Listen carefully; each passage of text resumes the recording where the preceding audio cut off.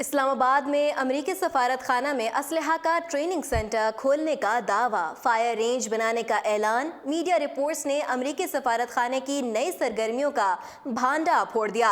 Senator Rehman Malik action میں آ گئے۔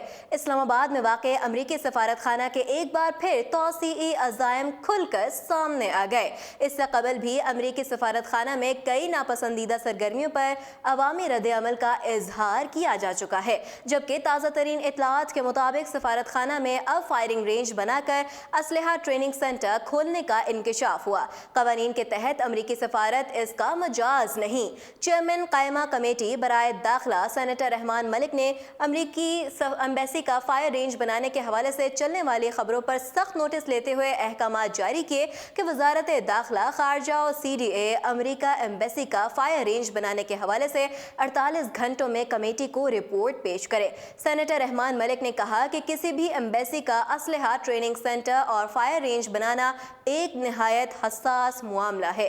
Senator Rehman Malik کا مزید کہنا ہے کہ جن صحافیوں اور چینلز نے امریکہ ایمبیسی کا فائر رینج بنانے کے حوالے سے خبر چلائی، ان کو کمیٹی کو ثبوت جمع کرانے کی درخواست کرتا ہوں۔ کسی بھی ملک کو پاکستان کے قوانین کے منافی کسی بھی کام یا چیز کی اجازت نہیں دیں گے۔ سینیٹر رحمان ملک کا کہنا ہے کہ کیا وزارت داخلہ و خارجہ نے امریکہ ایمبیسی کو ٹریننگ اور فائرنگ رینج بنانے کا اجازت نامہ جاری کیا؟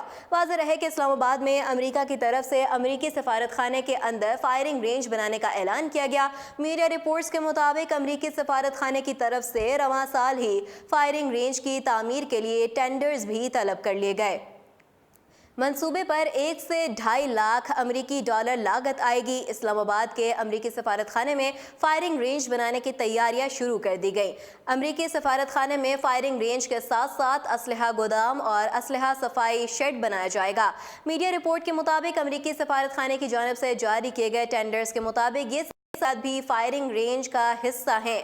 دوسری جانب ترجمان امریکی سفارت خانے نے بیان میں کہا کہ امریکی سفارت خانہ اپنے کمپاؤنڈ میں کوئی فائرنگ رینج نہیں بنا رہا۔ فائرنگ رینج پولیس کے لیے بنائی جا رہی ہے۔ امریکی سفارت خانہ فائرنگ رینج کی توسیع میں مالی معاونت کر رہا ہے۔ سفارت خانہ وفاقی پولیس کی پہلے سے موجود فائرنگ رینج کو اپ گریڈ میں معاونت کر رہا ہے۔ مزید اپڈیٹس جاننے کے لیے دیکھتے رہیے اردو پوائنٹ۔